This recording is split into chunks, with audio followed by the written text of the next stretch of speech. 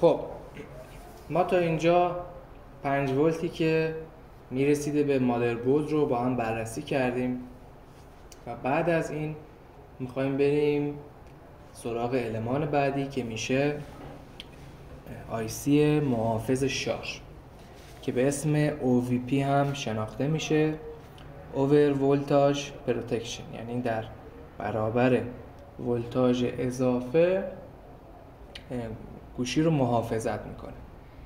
اینجا که من الان سلکت کردم این پایه 5 ولت ما هست که این پایه 5 ولت میاد تا قبل از آیسی محافظ. آیسی محافظ من یه آیسی 12 پایه هست، همونجور که داخل تصویر میبینید. این آیسی یک ورودی داره، یک خروجی داره.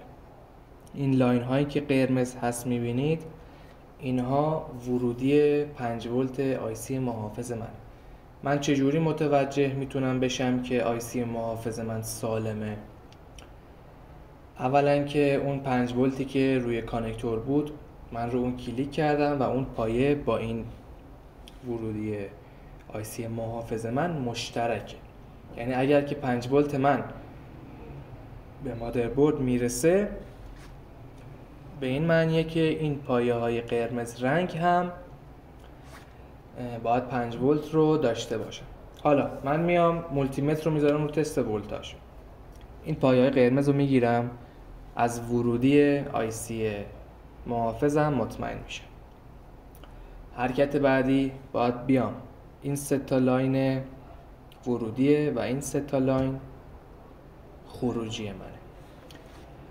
خب من میخوام ببینم آیسی سالمه یا نه. این پایه ها رو که نمیشه تست ولتاژ گرفت چون آیسی روی کار هست، نصبه، و از طریق این پایه قرمز، این 2 تا پایه قرمزی که الان داره نشون میده، این پایه خروجی آیسی محافظ منه و من 5 ولت رو اگر روی این پایه ها داشته باشم یعنی آیسی محافظ من سالمه، اگر نداشته باشم یعنی آیسی محافظ من خرابه.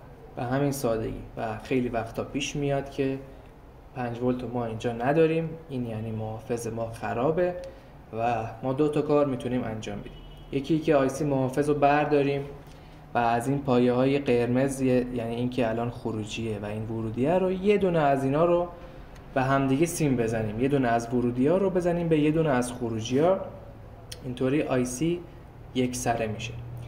کار دیگه که میتونیم انجام بدیم اینه که آیسی رو بر نداریم، اگر که نمیخوایم حرارت بدیم چون نزدیک به هارد هست، میتونیم از این پایه‌ای که الان جزء خروجی هست یه دونه از اینا رو بزنیم به یه دونه از این ورودی ها. اینجوری 5 ولت ما عبور میکنه و مشکل شارژ گوشی به احتمال خیلی زیاد برطرف میشه.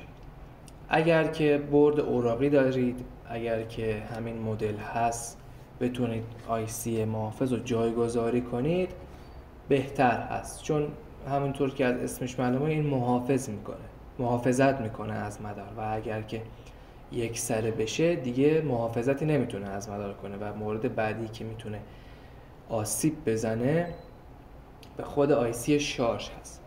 ولی خب حالا اگر که برد اوراقیشو ندارید، چون خود آیسی به طور جداگونه نو گیر نمیاد و اکثر همکارا هم میان یک سرش میکنن و شما از این طریق ورودی و خروجی رو که با هم یک سره کنید 5 ولتتون میرسه به آیسی شارژ و ادامه روند شارژ صورت میگیره و گوشی اگر که مشکل شارژ داشته باشه و اگر که مشکلش از آیسی محافظ باشه مشکل برطرف میشه.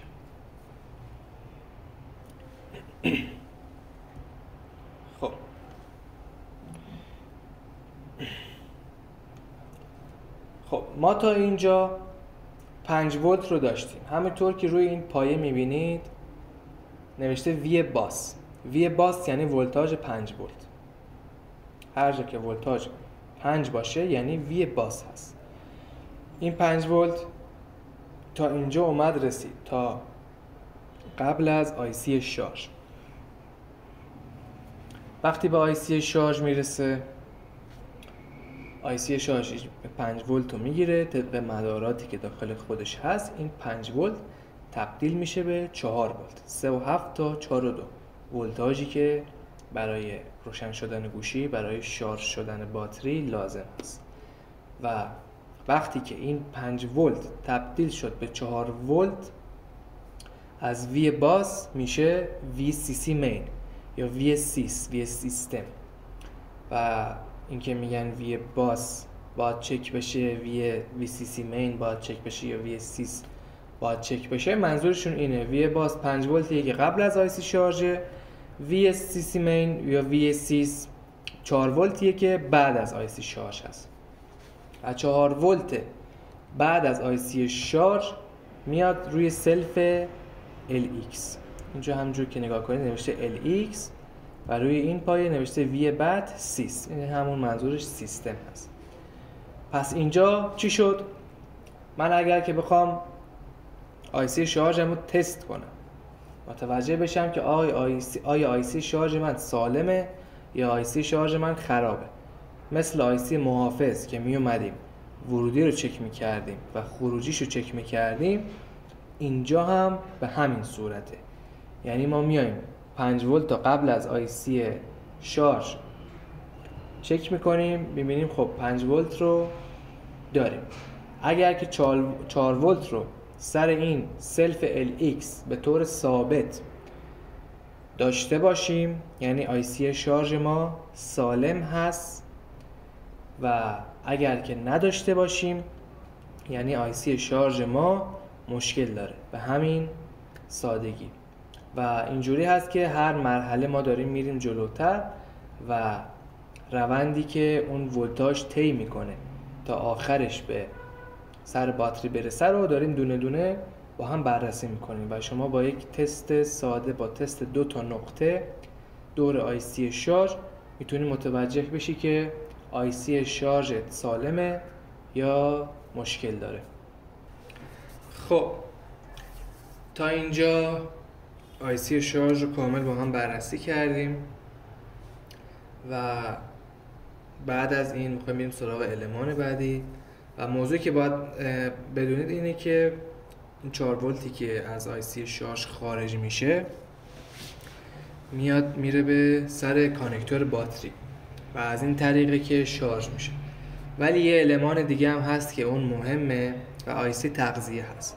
اگر که آیسی تغذیه مشکل به هم بزنه و عملکردش دچار اختلال بشه، با اینکه آیسی شارژ 4 ولت رو میاره سر باتری، میتونه اختلال ایجاد کنه و باعث بشه که گوشی ما شارژ نشه. حالا این خروجی ما که میاد به سلف LX، از این پایه سلف که نگاه کنید میبینید که توی اکثر بورد این 4 ولت پخش میشه و این که میگن وی سیستم یعنی ولتاژ اصلی واسه کارکرد گوشی هست. خب ما اینجا آیسی تغذیه رو داریم. این خازن‌هایی که میبینید دور تا دور آیسی تغذیه هست در اصل ورودی آیسی تغذیه ما هست و خروجی آیسی تغذیه به این شکله که روی این سلف اینجا به دور سلفای خودش اینا خروجی باید داشته باشه از 7 دهم، 8 دهم، 1 ولت، 2 ولت، 2.2 ولت، ولتاژ کلا زیر 4 ولت و اونم باید به طور ثابت باشه. و اینجوری ما میتونیم با این 4 ولتی که اینجا میگیریم، یعنی اگر که گوشی بیاد ما بیایم خازنهای دور آیسی تغذیه رو تست ولتاژ بگیریم و ولتاژ بین 3.5 تا 4.2 بسته به مدل گوشی فرق میکنه. این ولتاژ رو دور آیسی تغذیه داشته باشیم، یعنی از سوکت شارژ ما همون چیزایی که دونه به دونه با هم چک کردیم، یعنی همش سالمه تا کجا؟ تا آیسی شارژ. چون که این خازن‌ها در از خروجی آیسی شارژ و ورودی آیسی تغذیه ما هست. پس اگر که من 4 ولتمو روی این خازن‌ها داشته باشم، یعنی آیسی شارژم هم سالم هست و با یه تست ساده من متوجه میشم که گوشیم تو چه وضعیتیه. و حالا خروجیش باید روی این سلفا رو بعضی از خازن‌ها ولتاژ زیر 4 ولت رو داشته باشم، چون مثلا به عنوان مثال مدار دوربین ولتاژش 1.8، مدار مثلا یه مدار دیگه مثلا با ولتاژ 2.8 یا ولتاژ 3.3 کار میکنه. متغیر هست دیگه، هر مداری یه ولتاژی داره که هر مداری رو ولتاژش رو اگر که زیر 4 باشه آیسی تغذیه در اصل داره ولتاژش رو تامین میکنه.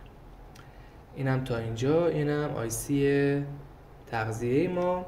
حالا میریم واسه نحوه تشخیص دادن آیسی شارژ و آیسی تغذیه ما روی بورد که بتونیم خیلی راحت و سریع پیداش کنیم و ادامه مطالب.